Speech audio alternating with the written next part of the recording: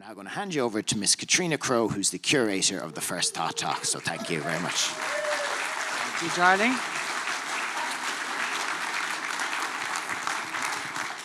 Now, we've come to the end of a very long and interesting day. Everybody is much better informed than they were when they got up this morning about all sorts of things. And here we go again. So, Trump. How did this happen? How are we now in a situation where Donald Trump may well be president of the United States in January of next year? How is it that 70 million Americans think it's not just appropriate, but essential to vote for a man who's a proven racist, misogynist, narcissist, inveterate liar and charlatan, as well as being a convicted felon and the instigator of a coup against the state? Those are my opinions, of course. There are people who maybe, want to argue with those, but I wouldn't if I were you. What would be the consequences of his re-election? Is Project 2025 achievable? And what will it do to the structure and probity of the US administration? Who can beat him, especially now that he's been elevated to the status of holy martyr by an assassination attempt from which he emerged virtually unscathed? We won't reflect on other possibilities just now in terms of that, because it would be wrong to do so. These are some of the questions to be answered by our two speakers this evening. They are two of the best informed people about US politics, not just in Ireland, but in the world.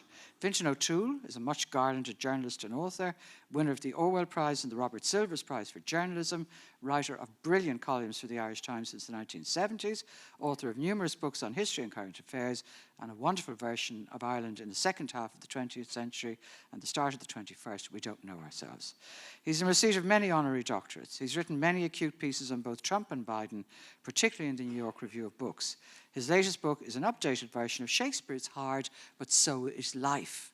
And I do love that title. It's just wonderful. Absolutely true. Marion McKeone is the voice you always want to hear reporting from the US on Irish radio. When it's someone else, there's a palpable feeling of disappointment. Oh no, it's not Marion. She always knows something that nobody else knows. The depth of her immersion in US politics is extraordinary, and she shares it with us every Sunday in the Business Post. She's covered the US for over 15 years and has written for the New York Times, the London Times, US News and World Report, the Guardian, the Irish Independent, the Irish Times. In the US, she has been a contributor for National Public Radio and MSNBC, and she is a bona fide heroine because her flight was cancelled last night due to the worldwide outage on account of updates. Now we know why we hate updates. There's an update waiting. I don't want it. I don't want it. Pick a time tomorrow. Somebody didn't pick a time tomorrow, and it happened yesterday. This poor woman had been through 3 days of the Republican National Convention, which she's going to tell you about shortly. And she'd had a lot of MAGA. And suddenly she's faced with, now we have a genius person called Jacinta Dwyer who's here tonight who looks after our flights and accommodation. And she cleverly, clap her. She very cleverly intuited quite a while ago that something could go wrong with the flight from Chicago to Dublin, which had nothing, she didn't know that Microsoft were going to screw up or that any of that was going to happen. But she thought the time was tight. So she booked Marion through a travel agent, and it seems that you get priority if you book through a travel agent when things go wrong. I never knew this. Now I do know it, and I'm going to put it into operation next time I'm going somewhere. So she was able to get her on a flight later than was expected. She was meant to be arriving this morning into Shannon Airport at 9 o'clock. Instead, she arrived in Dublin at 11. She is heroic. We are just so delighted that she can be with us today and tell us everything. So, these are going to excavate the meaning of a potential second Trump term. I really, really, really hope this doesn't happen, and I can't imagine what we will do if it does. But they've got 45 minutes to tell us, and then we'll have some time for questions. Please welcome Marion McKeone and Fintan O'Toole.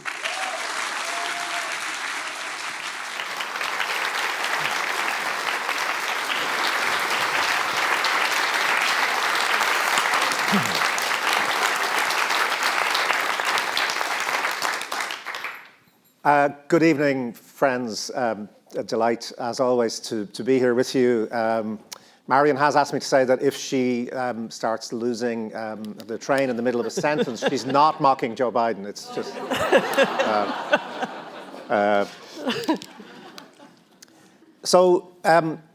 this is being recorded, I think, for future broadcast on the Galway International Arts Festival YouTube channel. And I mean, you're genuinely aware of the fact that almost everything we say may well be, completely wrong by the time it actually goes out, in a couple of months, because very likely we're in perhaps one of the most unpredictable, strange, surreal political situations that most of us can remember.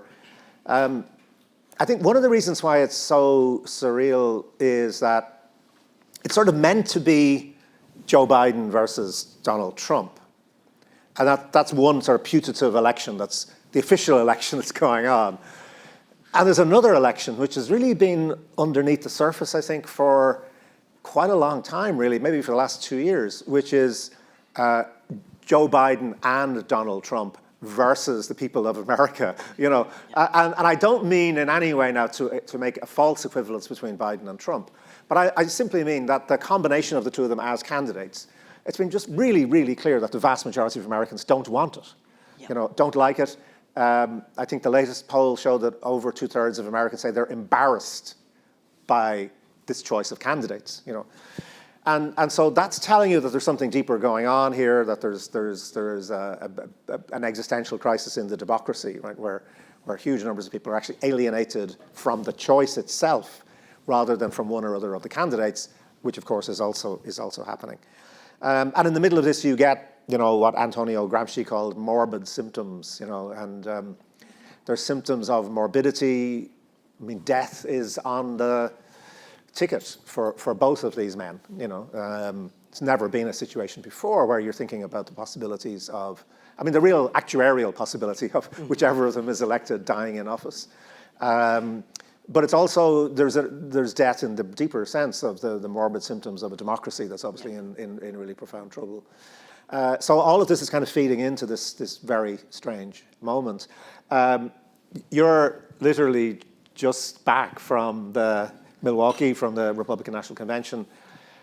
What was that like? And how does it feed into this sense of strangeness? Well, I'll start by telling you just a little bit about even where I was staying. There's something, even in a normal, functional time in American politics, about American political conventions that are, it's so strange for an Irish person because we just don't do it. We don't dress up in outfits that are entirely made out of the Irish flag with lights all over our heads and flags and trumpets and, doing cartwheels up and down to celebrate our political system. And there's always, it brings out a lot of the pick-me people, the people who just want to be on cameras, who just want to be, hear their voices. They'll wear a suit made out of a brick wall and they'll just dress up as crazy as possible. And it is almost, there's a professional carnival that follows Donald Trump around now to all his events. We know them all by name, we chat to them all. And some of them, what I find with a lot of the MAGA people is it's very easy to ridicule them, it's very easy to demonize them, but they have been sold a bill of goods, and they've been sold a bill of goods that goes back to way before Donald Trump came and capitalized and seized on a moment with the cunning of the salesman that he is. But just to go back to I was staying in one of those giant old houses outside Milwaukee. It 3 or 4 miles from the convention, looked like Bates Motel, and the woman who owned it, like 19 rooms turned into bedrooms. Christmas decorations still up all over the house, that thick with dust. And there were 3 working girls who were working the convention also staying there. And we had some very interesting chats because at these conventions, there are 50,000 people in town. There are a lot of delegates. There's an insane amount of, the MAGA crew are very heavy drinkers, I can say, from observing. And they start early in the morning, and the girls were run off their feet, as one of them told me, with business, but also they had a connection who was supposed to supply the party favors, if you will, for their clients who didn't turn up. So there was a lot of panic about where I think you mean cocaine? I think I do. Just for those of us who are innocent and don't know these things, And so this was Donald Trump in his speech noted that $250 million, probably an exaggeration, was being spent in Milwaukee as a result. But certainly the number of people who came into town town. It's about 50,000 people, and they are the MAGA devotees, and a lot of them had been saving and saving.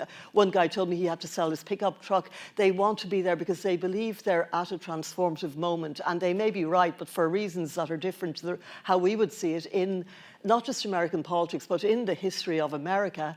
And, I was at the 2016 convention, which was a really angry convention because the Republicans were furious, a lot of them still, at this gatecrasher, this thug from New York, this bumptious clown, as they saw him, who elbowed his way in to the top table and had somehow got the nomination, and they weren't happy. I was there when Ted Cruz said, vote your conscience, refused to endorse Trump. He had to be escorted, and his wife, out of the convention. He had to have a security escort, not just out of the hall.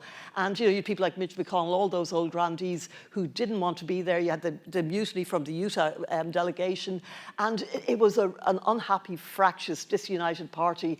And this time around, it was, as I said, I think 50 shades of Kool-Aid. They all believe it was akin to being at a cult. Not only was every person there who I spoke to, apart from at the very, very top, which is where all the business boxes were and the big donors, but beneath that, every person there believed that this was divine intervention, that God had intervened and that God was acting and guiding Donald Trump, and that, in fact, the difference between God and Trump were almost moot at this stage, that the two had almost merged. And the reverence for, as Katrina, I think, summed it up, this person who is a convicted felon, who instigated a failed insurrection, who exhorted and did nothing when the mob threatened or chanted about hanging his vice president. A man who was so flawed as a president, never mind the mishandling of COVID, etc. But they somehow, that has all been forgotten. It's all been scrubbed. And the devotion to Trump, now you saw it in ways big and small. I'm sure you all heard about the fake bandages on the ears. And it was quite funny because outside there were very few protesters, but some of the protesters were wearing fake bandages in mockery, like these huge big white things, and they had written "bite, bite, bite" on them. And in the inside, and there were people who had written "fight, fight, fight." And in a way, it's kind of a metaphor just for the craziness, for where America is at, where it would almost be funny if it weren't so downright terrifying, and it really is downright terrifying at the moment. And the people, there were so many things, like you had Nikki Haley, you had Ron DeSantis, and to me it was like a mixture of a hostage video where they're out on stage and they're forced to recant, and they recant because Donald Trump's idea of unity is not, it was interesting to me because they did speak about Ted Cruz and J.D. Vance. The Republican Party is a very big tent. We have lots of room for dissent. No, they have lots of room for recanting. They have lots of room for dissenters who crawl in and prostrate themselves before Trump and kiss the ring and say how wrong they were, which is what Haley and DeSantis did, because they made a calculation. I do believe that, and I'm going on a tangent here, that Liz Cheney, back after the January 6th riot, made a calculation, possibly informed by her father, who was a very shrewd political operative, that this thing is all going to burn out. You get out now, you distinguish yourself, and come 2024, or if not, then certainly 2028, and the party will have come back, and you will be the standard bearer. It's not going to happen. The Republican Party is now the party of, if not Marjorie Taylor Greene and Matt Gaetz, it's certainly the party of Josh Hawley, of J.D. Vance, of Russ Vought, of all these sort of Vivek Ramaswamy, late 30s, early 40s, mostly Yale educated, a lot of classmates who are positioning themselves as the new right, who have a really socially conservative platform that's quite terrifying in some respects, twinned with a strange new populism that is anti-corporation, and all the old certainties, all the old orthodoxies are gone. And as I say, we're in a moment where, courtesy of the Supreme Court, you have a feeling that if Donald Trump becomes the next president of the United States, which, as I say, at the convention, and the atmosphere was one of just unbridled glee and celebration. It was more like an inauguration post-party than a convention, where they felt they had nothing left to prove. The race was already won, and they were just, as I say, I kept thinking it was a cult, because nobody I spoke to, in America, there's no commonly agreed set of facts anymore. The facts completely change depending on who you talk to. But you had Kellyanne Conway on stage, who coined the phrase alternate facts, of course, and she's talking about how Donald Trump so respects women, how he so loves women, and, you know, he's always been their champion. And, you know, the fact is that there is a $93 million judgment outstanding for a double defamation and a civil liability for rape. You know, these are the facts. The facts are we saw the way he treated Stormy Daniels. The facts are we saw that he was accused of sexual misconduct at a minimum with 24 women. We heard him on a tape boast about being a star and being able to sexually assault women with impunity. And yet, as I say, you have heard there saying this, you have them talking about that it's a big tent that tolerates dissent. None of these things are true. And then you had Mike Johnson talking about the Party of Law and Order. You go into the conventions like Night Court, half the people on stage are either on their way to prison or just out of prison. And, you know, and it is almost like an intense re-education camp, to the point where, with enough sleep deprivation, which I certainly had, and you talk to enough people, you would almost begin to question, because the absolute certainty that they are right, that this is God's plan, is quite something to behold. Yeah. Sorry. I mean, that religious aspect of it, I think, is worth maybe just reflecting on a little bit, because in a way, you know, the United States as a project, there's always been this fundamental tension, really, between the foundation of a country, which was extraordinarily progressive, you know, at its moment, to say the separation of church and state is an absolutely fundamental constitutive part of this republic we're setting up, you know. And it was an Enlightenment project, you know, for all the immense qualifications about it in terms of slavery, in terms of the genocide of the indigenous peoples, and you know, all those hypocrisies. But at the core, there was also this idea that in order for people to be free, you had to have the state as a neutral force, so that people could actually, oddly enough, be free to worship as they chose or did not choose. And so that's the official, that's there, you know, it's fundamental to the nature of the place, but of course not fundamental to the nature of the society. So you got a society which is still profoundly religious and profoundly shaped by religious emotion, you know. And what you're talking about, Marion, is kind of essentially a revival meeting. You know, I mean, this is Almorgantry, isn't it? It's you know, the preacher who is, you know, a charlatan, but who can generate this religious sense of revival. That's why you have the recantations, of course. It's a classic part of the whole, you know, the revival meeting has to have the sinner who has returned, you know, I mean, all these kinds of things. And then, of course, the salvation. I mean, so, you know, even before the assassination, we had these, you know, flags and T-shirts saying Jesus is my savior, Trump is my president, you know, that kind of very, very direct thing going on. And then the assassination, as you know, of course, you know, and Trump, again, he's been doing this for a long time, when he's being prosecuted for his crimes, I'm suffering this on your behalf, you know. This isn't about me, it's about you.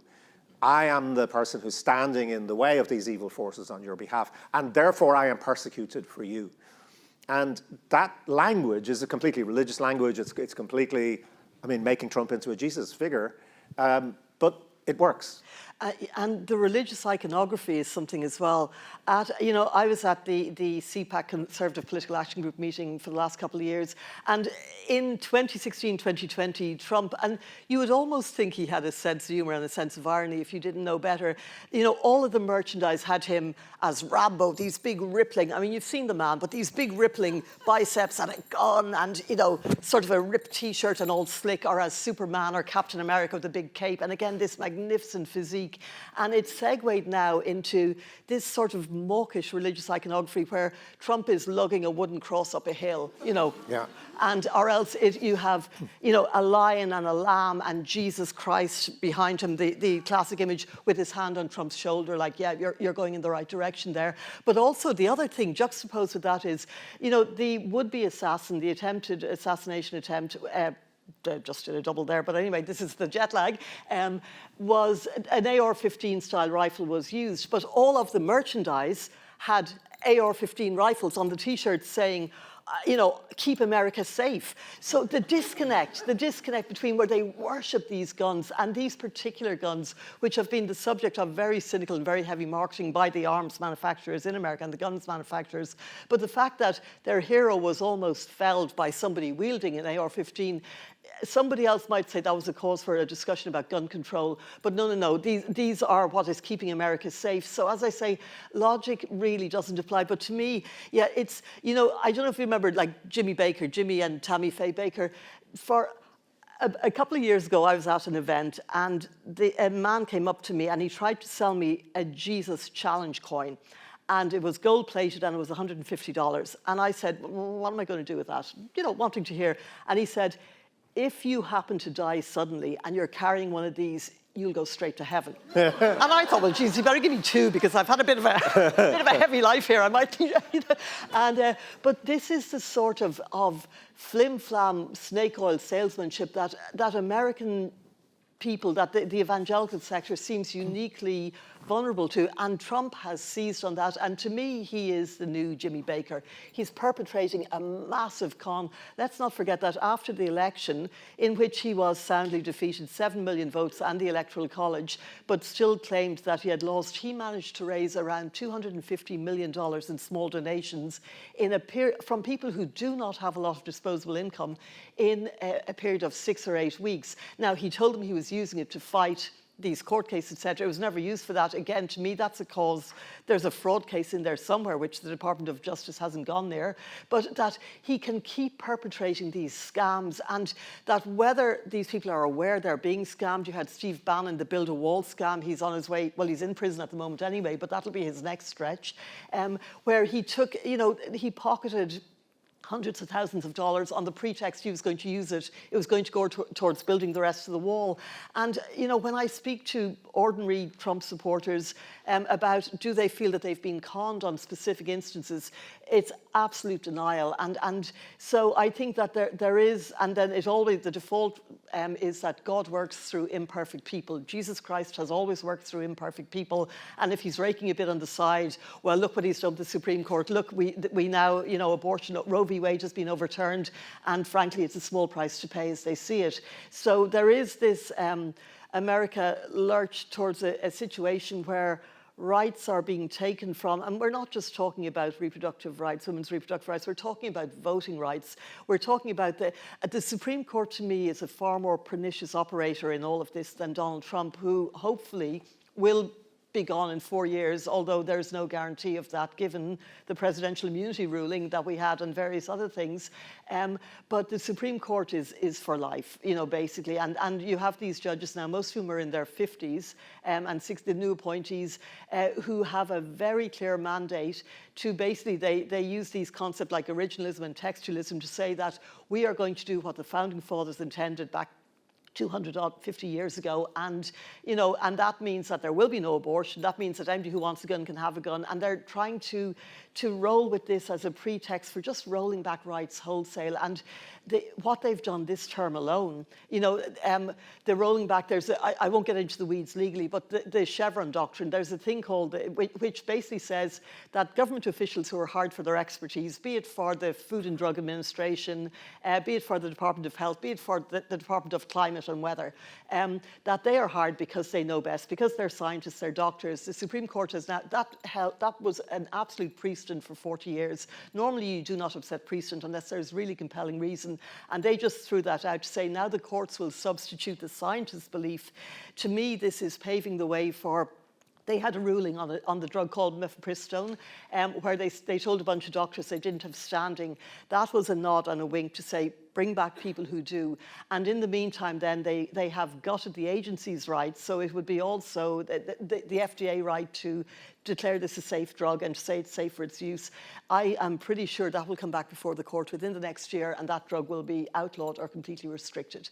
And this is the way the court is moving towards giving huge powers to the executive at the cost of the legislature and the other bodies, but also at the court itself has become So it was always political. It's naive to think it wasn't. Look at the way that the judges are appointed. But it is now almost unabashed and untrammeled in its determination to reconfigure America culturally as well as politically. And as I say, because there's no higher appeal, because the Democrats are very poor, in my view, at defending democracy and at doing what they should have been doing, I see that the court is, to me, the most pernicious part of this whole thing that's going on in America, and the most terrifying, because there is no recourse from that. You can vote a president out, but as I say, the court, in its current composition, is going to be around for a while. Yeah. That religious thing on the Trump side, is fairly obvious, I suppose, in a way, but it's also operating on the other side, I think. So it's easy to forget that Biden is very, very religious. He's very heavily motivated by his Catholic faith, which he's completely entitled to be. I'm not in any way being critical of that, but deeply in his sense of who he is that you'll see glimpses sometimes when he raises his arm of his son's rosary beads, his dead son's rosary beads around his wrist, and he has this also actually has in a very different way, but with somewhat similar effects, this sense of suffering. And his life has been full of terrible suffering and death, and in his family, and he has this sense, I think, and this is part of the tragedy of Joe Biden, which is also now America's tragedy, that the suffering has to be worth it. It's not. His life couldn't have made sense if it's just a one-term presidency, if that's all it ends up being, even though he has fantastic achievements. I mean, objectively, it's been an incredibly effective administration. He could go now and be remembered as a very successful progressive president. But I think psychologically he has this sense that it should be something more epic, something that lasts longer. And I mean, I've been trying to kind of write about this a little bit recently, because I think what happens somehow, if you define yourself as not somebody else, that the person you're not, in a way, comes to dominate you psychologically. You become them, or a version of them. And this is what we've been watching playing out. It's why it's so surreal and so awful to watch, that terrible, terrible debate on June 27th. We saw Biden becoming Trump-like, we saw him not just in kind of the gibberish, but I mean, if you remember, the lowest moments of that probably, although there were a lot of very low moments, was, so Trump starts going on about golf and his golf swing. And instead of mocking him, because Trump says, I won 2 club championships, And all Biden had to say to destroy Trump was to say, were they at your own club? And did you contest the election? Like, did anybody say that was rigged? That you didn't really win them? I mean, he could have really had fun with that. Just a quick thing, What he says, no, my swing is bigger than your swing. I'll play you anytime if you carry your own bag. I mean, just going down into the abyss of absolute fatuity, And if you remember in that moment, Trump is the one who realizes how bad this has got. Yeah. And Trump is the one who says, let's not act like children. And even then, Biden doesn't stop. He doesn't say, oh, I better get out of this. He keeps going. He says, you're the child. And he's at that moment, he's completely Trump at his worst, And this, I think, is partly to do with cognitive dysfunction, but I think it's also to do with the way in which he's mirroring Trump. So Trump, every authoritarian who wants to destroy democracy creates a sense of chaos and then says, I'm the only one who can save you from the chaos that I create, right? That's the trick, isn't it? And what Trump has done very successfully, right, is to say, really from the beginning, because American rhetoric, political rhetoric, was always upbeat. Greatest country in the world, everything is fantastic. If you don't love America, you're crazy. And remember, Trump came along in 2016 and said, American carnage, America is terrible, everything is falling apart, all these terrible wars have been really stupid. He was saying some things that were quite true, and that people recognized, and then said, I alone can fix it. That's the key line of the authoritarian. I'm the only one who can save you, And this, of course, is what he's continuing. And now, as you were saying, like it's a religious gesture now as the literal savior of America's soul. But Biden also is mirroring this and believing that he is the only one who can save America. And the only one, ironically, who can save it from Trump, you know. But he talks about it as an existential crisis, where he's absolutely right, it is existential. But then, you know, acts in this kind of Trump-like way, isn't it? Which is, there's nobody else who can save America from Trump except me. And I just want to ask you about this, because, you know, it's, those of us who've been watching it, you know, this has been really obvious for at least a year, this cognitive decline. I mean, everybody you talk to who sees him, you know, and these are people who are very sympathetic to him, who love him, who support him, who've been around him for years, all have been saying for quite a while now, he's lost it, you know, it's gone. So why did the Democrats decide to give up one of their I was going to say Trump cards, but one of their cards against Trump, which is some sort of integrity, right? Which is, we tell the truth, he is a liar, we tell the truth. And gaslight the American public for a long time into saying, no, there's nothing wrong here. What you're seeing, you're not seeing, you know. And it's incredibly stupid because people know what they're seeing, but also it destroys this critical contrast between Biden and Trump. Yeah, you know, I think that's such a good point. But I think that Biden himself, you know, Biden keeps saying this bizarre refrain, I'm the only person who's ever beaten Donald Trump. You know, Donald Trump is not the Roger Federer of politics. Yeah. You know, he won one race, yeah. you know, before Trump. He beat one candidate, and that was Hillary Clinton, and mainly because Hillary Clinton didn't bother going to Michigan, Wisconsin, and Pennsylvania. You know, she thought that it was in the bag. So and even at that, he lost the popular vote by 3 million.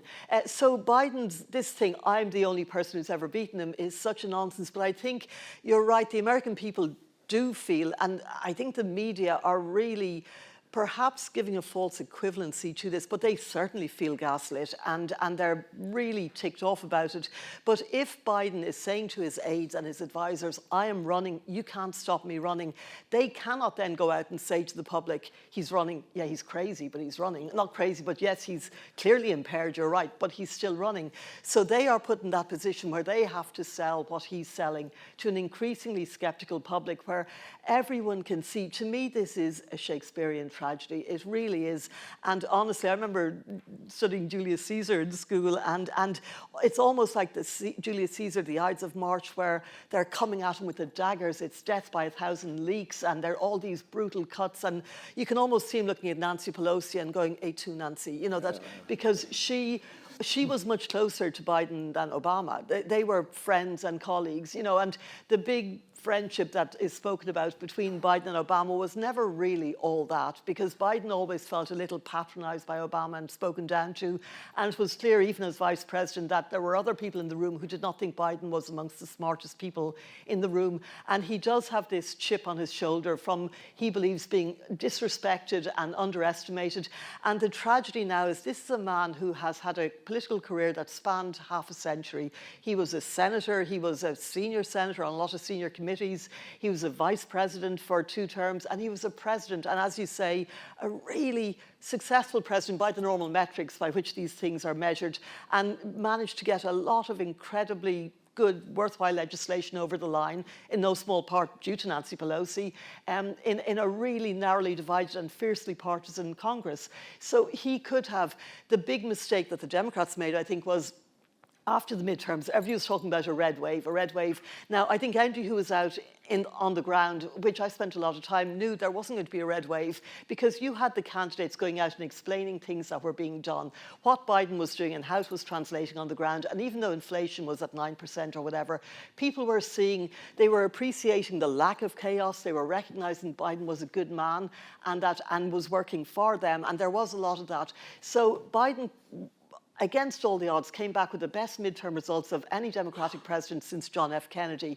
And that was the time, in January 2023, he had always said, now I remember in 2020 being in New Hampshire during the primary, and it was a split screen moment where, no, it was February, it was freezing cold, it was New Hampshire.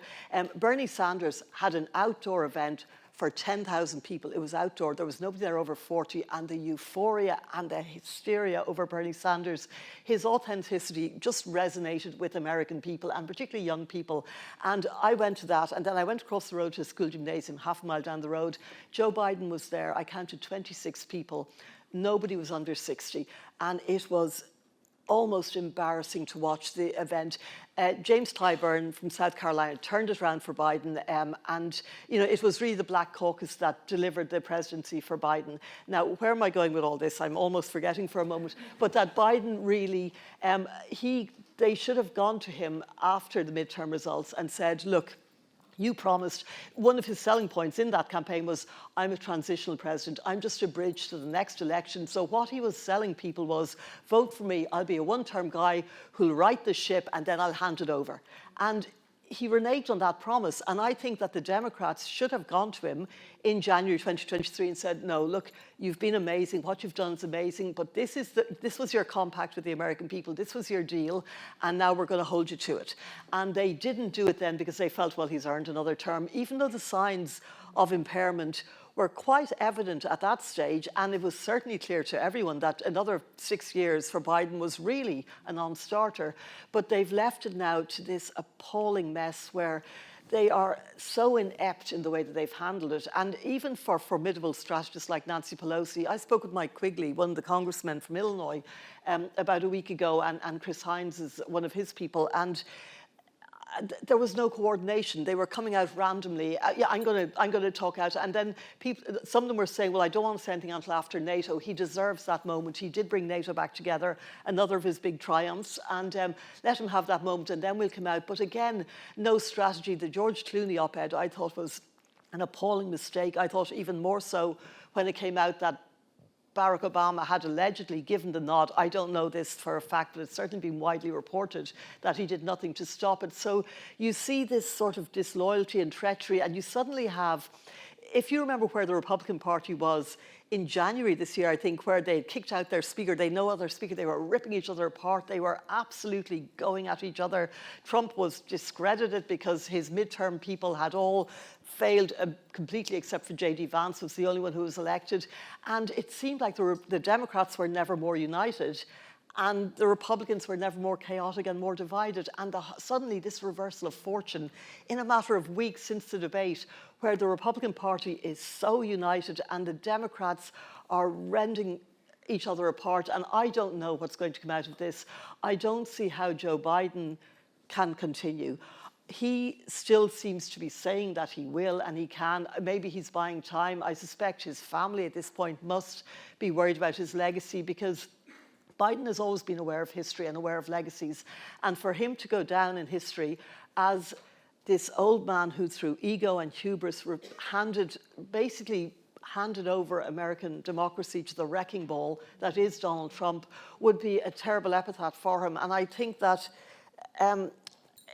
I don't know what's going to happen. I don't know if Biden, I can't see how he can stay, but if he does, he will limp to the finish line fatally wounded. It will be, I think, a Reagan-Carter scenario all over again. The Democrats are terrified they will lose the House and the Senate and governorships, and states like New Mexico, Virginia, Colorado that they haven't lost in a very long time.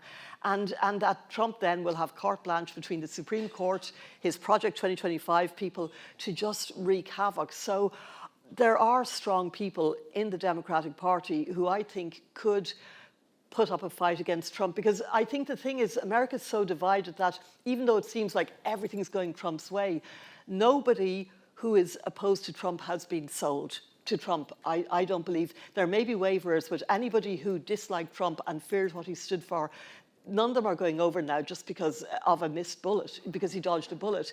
None of them are going to go over because Biden has serious cognitive issues. They may well stay at home.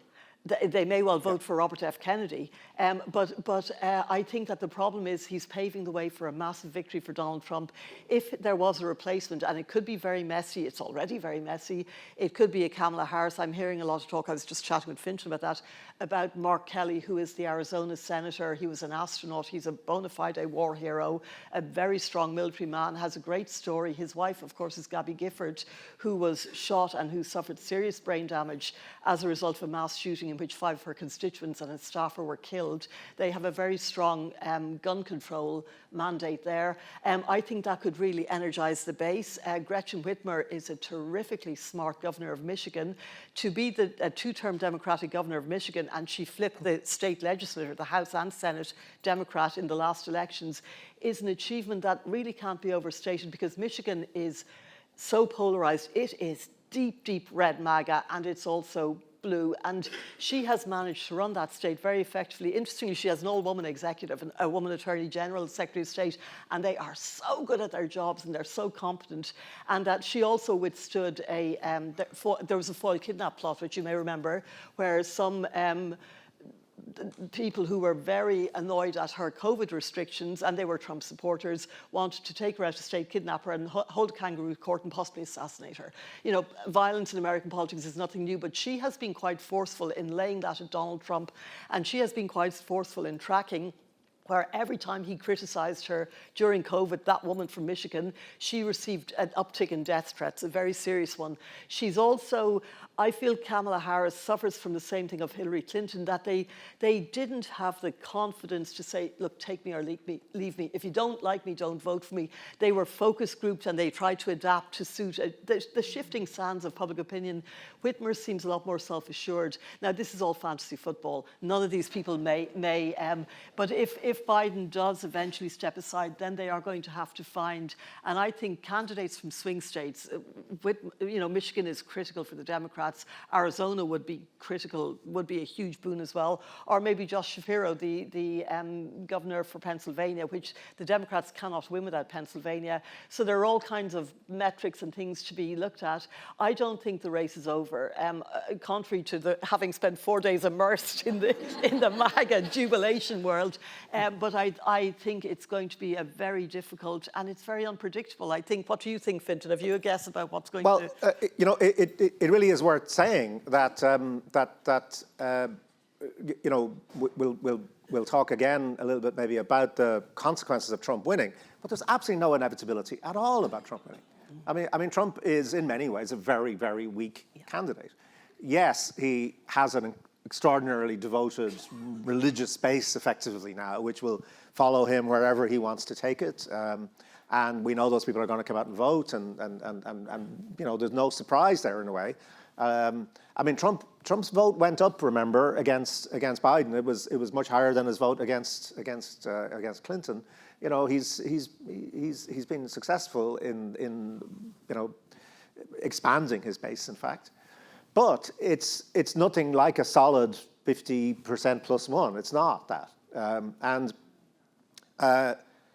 If Biden is not the candidate, then one of the big underlying things, which is not really been spoken about a lot directly, but has been embodied in Biden, is the age question and is the gerontocracy question, right? So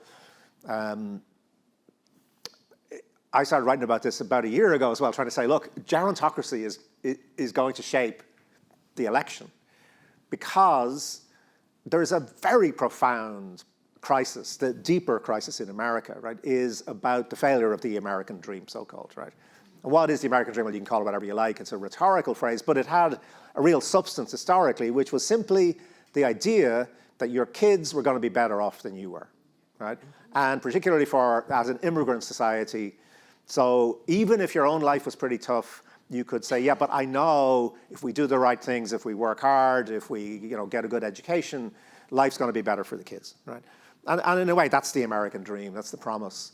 And it came through trade unions. It came through feminism. It came through all sorts of social and civic structures, which have largely been dismantled, right? And the American dream is over. And now you have the first generation of Americans who are not better off than their parents, right? It's now 50-50. So your chances of being better off than your parents in America now are 50-50, right? Which means that half of young Americans are going to be worse off than their parents, right? And that's reflected in a gerontocracy, right? Remember, if Joe Biden were a Catholic cardinal, he would not be allowed to vote for the next pope. Never mind not be the next pope. He wouldn't be allowed to vote. the Catholic Church, which was one of the most famous male gerontocracies on the planet, introduced in the 1970s a rule saying basically at 75 you have to offer your resignation, and you lose your vote at 80, right? A recognition that actually you can't have a gerontocracy. The Supreme Court became a gerontocracy. Ruth Bader Ginsburg, waiting to die so that the Republicans could replace her. We've had grotesque things like Dianne Feinstein in the Senate, who was basically being wheeled in to vote with very little idea of how she was voting. You have, a Senate in particular, which has got older and older and older. You've had now a sequence of presidents who are in turn breaking the record for being the oldest president ever elected. Right? So my point here is, if the Democrats get their act together, and if they have any kind of a decent slate, and I think they have lots of options, in fact, the age question becomes Trump's question, right? Because the drama of saying, well, actually, Joe Biden has acknowledged that he can't be president, that he can't look forward 4 years and say, I'm a fit person to be in the White House. Well, I mean, Trump's not much younger, Trump is showing huge signs of cognitive deterioration. If you look at some of Trump's speeches and the gibberish, the complete nonsense that he's coming out with. Trump has said on numerous occasions that he defeated Barack Obama in the 2018 election, for example. He has these repeated things which are every bit as bad as some of Biden's stuff, but Biden has been the human shield for Trump in relation to all of that. So I think if you reverse that, if you get, as Marion was saying, an exciting sense of newer voices, younger voices, female voices in particular, this is the moment for a female president in America, by the way. The abortion issue has decided every single election, really, since Biden-Trump. Since they overturned Roe versus Wade. It's, suburban white women, key swing constituency have come out and voted against the Republicans to try to defend their reproductive rights. Biden simply, and again, in the debate, one of the horrors of the debate was the complete nonsense he came out with about abortion. He simply could not articulate anything about female reproductive rights. So if you get rid of some of those enormous impediments, almost with any kind of process, and I don't care if it's a bit chaotic, chaos is drama. Like, I think people keep saying, oh, well, it'll be very chaotic, it'll be very messy. Against Trump? Has Trump not shown us, actually, that being messy, being dramatic, being all over the place is, we're in an age of politics which is performative, which is about drama. I would be hugely confident that if the Democrats can get their act together, stage a mini primary, have 4 or 5 decent candidates, do even 4 big town hall meetings in different parts of the country, which will be covered extensively, debated, talked about, they could regain the agenda actually pretty quickly. And then Trump's weaknesses actually start to become quite clear. So I don't think it's at all inevitable. And I think actually this is what makes me, and I'm sure many other people, so angry, which is that this is not inevitable, it's not necessary. This is a sort of, it's not even sleepwalking, it's walking with your eyes open over the edge of a cliff, and that's actually unforgivable. It's a real failure of public responsibility, it seems to me. But let's before we bring the audience in, let's just talk about, okay, that's the nice scenario, which is that Trump can still be defeated. What does it mean if he wins? I think, goodness, what it means if he wins, well, we saw I hope you didn't have to sit through the entire rambling 93 minutes of his convention speech. But I was on the floor and you could feel the energy drain. I think what it means if he wins will be impacted by whether or not Democrats can keep control of the House and Senate. If Democrats can keep control of the House and Senate, and it's not a certain thing by any means, and at the moment if Biden runs and stays in the race, it's very likely that they lose all 3, according to polling. And I know polling cannot be trusted, as we've seen, especially this early on, but I think that there is a consistency that shows things are going in a direction that you cannot ignore. So I think that if Trump becomes president and the Democrats retain control of the House and Senate, his things will be checked. It will be an ugly, all-out battle for the next 4 years. But I think that certain things he will be able to get done. It's very clear that the Supreme Court, you know, what can happen is when a Congress believes or an agency believes the president has exceeded their powers, exceeded their prescribed powers, they go to the court, they challenge it in court. And, you know, frequently the Supreme Court, as it has done with Biden, student loans, a whole number of things, will knock it back and say, no, you can't actually do that. That's not within your wheelhouse. And but with this Supreme Court, they have made it clear, they've basically given Trump the nod. This, to me, this decision about the immunity was the equivalent of legal gerrymandering. Yeah. You know, political gerrymandering happens when they decide, okay, we're going to keep all the black people in this area, and they surgically redraw the district so that they get one seat as opposed to 2 or 3. This was a bespoke legal judgment that was absolutely intended to protect Trump, but also to give him carte blanche should he succeed in getting a second term. And they've made it clear that they believe that the executive, that most of the powers should rest with the executive. I think he will be able to get away with all kinds of executive orders, even if he is curbed by the House and Senate. I think the power of the purse, he's determined to get his hands on that as well. Normally it's Congress. So one of the ways they can keep a break on the president is they go, well, we actually control the money. So, you know, you can't actually do this unless we give you the money to do it. I think that there'll be a huge battle for that. I'm not sure how it will all end up.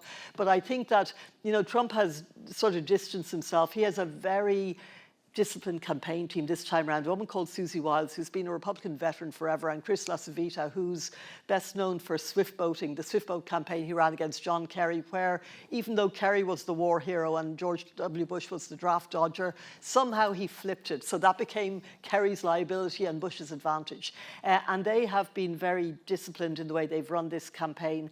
I think that the Project 2025, part of that is they've managed to keep it at arm's length. This is, as you probably all know, the 900-page document, which basically lays the groundwork for an authoritarian state, for a sort of a theocracy for oligarchs, you know, and I think that it will be where Trump will basically pick and choose the winners and the losers in business and in the corporate world and everywhere. And hence you see that the 300 corporate donors who were in the big boxes up at the top, they're terrified of Trump, but they're more terrified of being against Trump than being with him should he win. So I think that Trump will, you know, Trump doesn't have a lot of ideological conviction. He could care less about abortion. He could care less about whether or not there's a federal ban or whether there's no ban or whether Roe v. Wade was overturned or not. But the people who have, you know, who are backing him care about those things very, very deeply. I think that there would be a move. As I say, I think the Supreme Court is on the way to outlawing mifepristone anyway, or curtailing it. That is what's used for 2/3 of abortions in America. So I think that it will be as good as a federal ban almost, if there isn't one. I think that just the number of things, like little things like they want to get rid of the, not little, I'm sorry, there are so many things, so getting rid of the Department of Education. One of the things that I've been hearing out, you know, on the ground, especially in the midterms, was this talk where the school boards, there's a lot of anti-woke talk, you know, we all heard Ron DeSantis, but there's a real move to push Democrats off school boards and off PTAs and for Republicans to control them. And one of them said at a meeting I was at, the Democrats have been indoctrinating our kids for half a century, now it's our turn.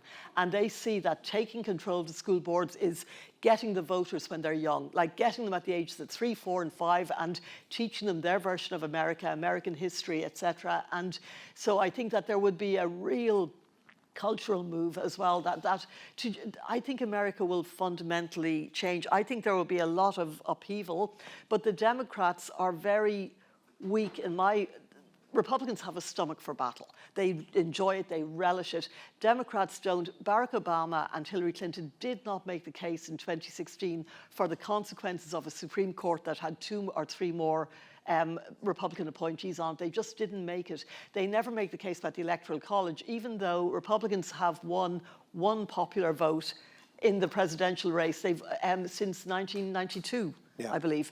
You know, if that were flipped, if the Republicans had lost every race bar one, but won the popular vote, the Electoral College would be gone, but they don't even mention it. You know, Washington, D.C., 700,000 people, they have no representation in the Senate or in Congress. If that were a Republican stronghold, it just wouldn't happen. Democrats don't fight. You know, 2 senators for California, 40 million people, 2 senators for Wyoming, 500,000. This is not a democracy. You know, our understanding, but the Democrats do not fight to actually make it a real democracy. And I'm not sure that they have the stomach for battle, although I think there will be a resistance, I think there will be a backlash. But I think that if Trump is re-elected, we will have there won't be. We thought that the chaos of the last Trump administration, where cabinet ministers were humiliated, fired by tweet, were got rid of, etc. But they were people who had principles. They were Republicans. They were Republican ideologues, but they had principles, and they would not let Trump do certain things. And one of the examples was, I think, Gary Cohn, the economic advisor, where he took a letter off the desk rather than let Trump tear up a particular deal. This time it'll be the Russ Votes. It'll be, as I say, the Josh Hawleys, the J.D. Vances, the Stephen Millers, who will probably be, if not Homeland Security, Attorney General, and they will have enormous power, and they will just run with their agenda. I think it's looking very, very, quite frankly, scary if Trump wins. I don't see any upside to it at all. And then, of course, we have the thing that if he wins and come 2028, will he relinquish power if he's still around? We don't know. So I think America it's literally at the precipice. I think it's looking into the abyss. And we've been saying that to a degree for quite a long time, but I think never more so. Joe Biden forever has been saying the country's at an inflection point. Now it actually is. And I think he is the worst positioned person to pull it back, unfortunately. And I just hope he realizes that before it's too late. Yeah, I mean, you mentioned this fundamental fact, right, which is that, other than in the post 9/11 war on terror at its height, where George W. Bush won re-election on that, they have not won the popular vote, for half our lifetimes, almost, in a presidential election. They can't. And if you're a party which can't win the popular vote, you can't really control things with a proper democratic mandate, you have to become anti-democratic. You have to look at the levers of power, the Supreme Court, of course, which is an absolute scandal. I mean, the level of legal reasoning, if you read the stuff, the immunity stuff, it's childish, it's utterly dishonest. And remember, you were talking about they claim to be originalists, right? So it's a ludicrous idea, right? But we can think back to what the founding fathers wanted, and that's how we interpret the Constitution. But even if that were true, one of the things the founding fathers did not want was a king in America. I think it's fair. I think there was something like a revolution or something about that, right? And they did not want a monarch. And the definition of a monarch, the very definition of a monarch, is someone who is above the law. The law does not apply to the monarch. The monarch is the source of the law. And the American Supreme Court has just essentially said that it's open to Trump. They know it's Trump coming to act as a monarch. And he's going to be a crazy old, vindictive, criminal. The levels of corruption, by the way, that you're going to see, because he's already so profoundly corrupt. And the last administration, Trump administration, was profoundly corrupt. But can you imagine now having been told there will be no court cases, there's no comeback? All you need to do is just sign a piece of paper somewhere in the White House, put it in a file, and it's an official act, right? Yeah. So just like I'm taking $5 million today from petty cash from the Treasury, it's an official act, right? You have complete immunity for all of this stuff. Yeah. This is, in a way, the stakes have been raised, to pretty much as high as they can get. It really is a matter of whether or not America can see. It's not whether it can continue to be a democracy. I think I completely agree with you on this. It's whether it can do what's necessary to make itself a democracy. So it's at a crossroads. It either actually becomes a real democracy with very fundamental reform, or it essentially gives up the pretense. It becomes a managed democracy, as Viktor Orban would have it, or an illiberal democracy, where yes, you get to vote. You'll get to vote in 4 years' time, but the conditions will be such that your vote won't matter because it will already be, preconditioned in terms of what's going to happen. And so, yes, okay, we're going to open up to questions then. Okay. So we've got about 10, 15 minutes for some questions. So we might bring up the house lights.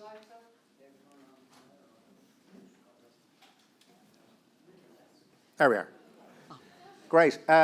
So there's a gentleman here. Actually, there's a lady right at the back just beside you, so if you want to take her first for efficiency, and then we come to this person, yeah.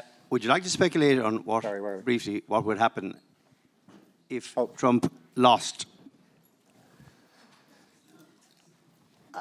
Well, if Trump loses, I think that in the immediate short term, we're talking post-November 5th, I would be very concerned about violence, because I think that very genuinely the Trump people will not believe that he has lost. And we chatted about this earlier. In 2020, I was at a number of rallies. One of them was at a place called Circleville, Ohio.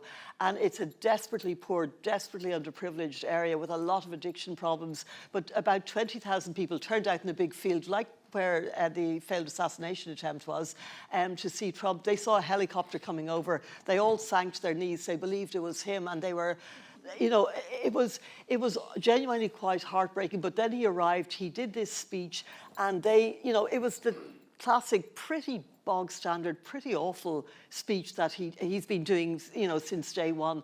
But they were just lapping it up, and nobody, and this was said to me by, I'll try and be a bit brief about this, by a special forces guy who ran the Michigan state legislature security. And he said to me, when we were talking about the failed kidnap attempt on Gretchen Whitmer, he said, what you're not understanding is, he said, you're talking about people who get all their news, because there are these news deserts in the state now that in the United States that are only filled by Fox News or the equivalent. He said they're getting all their news from one source. All of their kids' parents believe a certain thing. All of the teachers in that school believe a certain thing. Everywhere they go, everybody believes a certain set of facts that may not be facts at all. And he said, you cannot, this is absolutely, they believe this to their core. They're not being cynical. They're not chancing their arms. They believe that Trump won. And they believe, and these people in Circleville, Ohio, I can understand, they had never met anybody who did not support Trump, who did not believe that Trump was the savior. So when he lost, they hadn't seen any crowds to Joe Biden. He was in his basement, as Trump kept pointing out. There were no equivalent Biden rallies. And they kept thinking, how could Trump have lost? So a lot of people genuinely, still to this day, and I've met them in Ohio and everywhere, Iowa, they believe that race was stolen from Donald Trump, and that he is in fact the incumbent. And now the Lord is just rewarding him for his patience and his perseverance. And so if Trump, as they see it, is cheated for a second time, I think violence is inevitable. I heard it being spoken about with such a casualness that it really shocked me. And it was at an NRA convention in 2023. It was an Indiana state senator. He was a member of the Koch family. And I spoke to him and he said, well, we have our own army. It's fully armed. It's locked and loaded. There are 3 million people. We've probably got 30 million guns. And he said, I hope it doesn't come to that, but if it does, we're ready. Now, this is an elected representative. This isn't some guy out, you know, in a bar doing bar talk. And I think that the potential for violence in the short term, should Trump lose, is very, very serious. I think that the protests could be very, very ugly. The only thing is that if Biden wins, he is still the commander-in-chief. He does have control of the army. He does have control of all the organs of government and of the federal government. But I think it's certainly the lesser of the two evils, but it won't be painless. You can tell by my accent I'm not from here. I'm from over there. And I'm going to do a shameless plug. If you know any American expats in Ireland, votefromabroad.org. Democracy is not a spectator sport. You need to register to vote. Hear, hear. A tremendously small number of Americans abroad vote. There's cards outside with the website, votefromabroad.org. So, thank you. And the other thing that you haven't mentioned, or only just slightly, is the role of the becoming oligarchy in the United States. Musk, Thiel, Yeah. Of course, Murdoch, and all the others, and how they're supporting him. And you said that the executives are afraid of Trump, but I'm not sure that I see that. I see them supporting them because they think they have power behind the scenes. Absolutely, yeah. Thank you very much. Leila, thank you. You spoke about religion, and a couple of filmmaker friends of mine are putting together a documentary at the moment in which they are examining the role of Opus Dei in the makeup of the Supreme Court, all of whose members are Catholic, and the role of the Heritage Foundation and its intentions. And I wonder, would you comment on that? Because the bishops and the whole, Tridentine Catholic affair, which Trump wouldn't know anything at all about, he has a cadre of people around him who know exactly how to manipulate these matters. I'd be interested in your views on that, Marion, particularly you. Well, as you say, 7 of the judges, if you include Neil Gorsuch, who converted to Episcopalian, I think, were born Catholic. You have these, they call them high Catholics, and Bill Barr, etc. A lot of the people who surrounded Trump, he was the Archbishop of New York, the current one as well, is a big Trump fan. One of the things I've seen a lot at rallies is priests and nuns. There was a priest who accompanied Steve Bannon on his way into prison. There, you have this sector of the Catholic Church in America who are absolutely behind Trump. And the Catholic America, even though they're a minority, about 22%, I think, of the population, wield a lot of their power through the courts and through the law. A lot of very high-powered lawyers and judges. And this is how they sort of see as a method of moving social change, issues like abortion, like gay rights, all those things. That's where they see it as being the most effective way to tackle those issues, which they see as problems. Very briefly, I would put that is Ireland's past is America's future. We've just got a brief comment from this gentleman. I'm sorry we're going to finish with this because we're keeping people too long. Thanks very much. This is probably a little bit off the wall, but I'm just wondering that I often wonder that it's always been kind of head-to-head kind of with the US since its inception nearly, and I often wonder, is it ever talked about maybe the blue states could go off and separate and the red states could go off and separate? Is it ever discussed? Well, Texas talks about it every day. They're always heading off on their own. I mean, in a way, it would be a great solution. But one of the huge problems America has, right, is that it sort of grew and grew like Topsy without having political structures that were suitable for all of that. And it has a constitution which is incredibly difficult to change. I know we complained a lot about having to do referendums all the time, and some of them are terrible, but by God, at least we can change our constitution. There's a way of doing it. It's incredibly difficult to change the American Constitution. And this is why you have so many of these grotesque things like the Electoral College, which was just there to make sure that, educated white men would always be able to control the populace. It was no other reason. So all of these structures about, why America exists as it does. But of course, this becomes religious too, and it's sacred writ. The founding fathers also play this kind of almost religious role, which is very ironic considering half of them were atheists, but they're not, you can't even dare to say anything about anything. But it does seem to be that all the progressives kind of are in certain number of states, all the conservatives are in a certain number of states, which will just not go their own way. It might be a very good solution. Thank you very much indeed, and thanks in particular to Marion, who's been heroic.